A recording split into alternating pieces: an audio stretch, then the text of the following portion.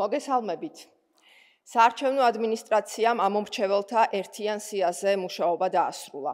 როგორც საზოგადოებისთვის ცნობილია, ამომრჩეველთა ერთიანი სიის ფორმირება ხორციელდება სხვადასხვა უწყების მიერ მოწოდებული ინფორმაციის საფუძველზე.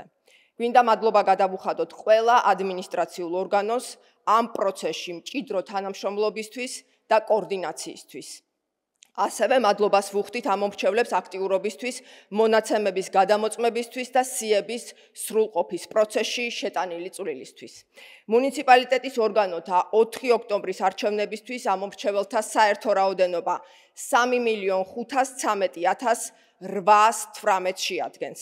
ელექტრონული ტექნოლოგიების გამოყენებით არჩევნებში მონაწილეობას 3,130,348 ამომრჩეველი მიიღებს.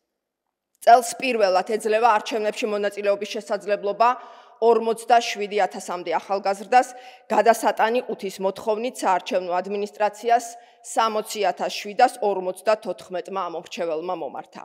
ქვეყნის მასშტაბით გახსნილია 3,061 საარჩევნო უბანი, რომელთაგან 2,284 უბანზე კენჭისყრა ელექტრონული, ხოლო 777 უბანზე ტრადიციული წესით ჩატარდება.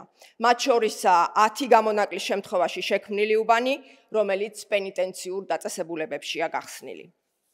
არჩევნების გამოცხადებიდან დღემდე ამომრჩეველთა ერთიან სიაში მონაცემები CESCO-ს ვებგვერდზე და მობილურ აპლიკაციაში ამომრჩევლებმა გადაამოწმეს 600,784 ჯერ, სწრაფი გადახდის აპარატების მეშვეობით კი 25 აგვისტოდან 16 სექტემბრის ჩათვლით 9,524 ჯერ.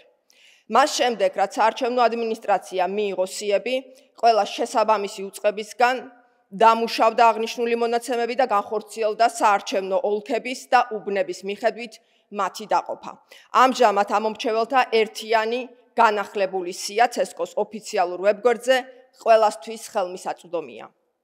აქვე მნიშვნელოვანია აღინიშნოს, რომ ამომრჩეველთა სიების საჯარო ინფორმაციისთვის მიკუთვნებული ვერსია ხელმისაწვდომია რეგისტრირებული პარტიებისთვის და საარჩევნო კანონმდებლობით განსაზღვრული დამკვირვებელი ორგანიზაციებისთვის.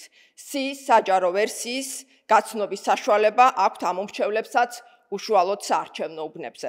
საარჩევნო წლის მანძილზე საარჩევნო ადმინისტრაციისგან ამომრჩეველთა ერთიანი სია სხვადასხვა დროს გამოითხოვა 5 პარტიამ, რაც ადასტურებს, რომ ამომრჩეველთა სიის ხელმისაწვდომობა მისი გადამოწმების მიზნით იყო კანონმდებლობისა და საერთაშორისო სტანდარტების შესაბამისი. დიდი მადლობა.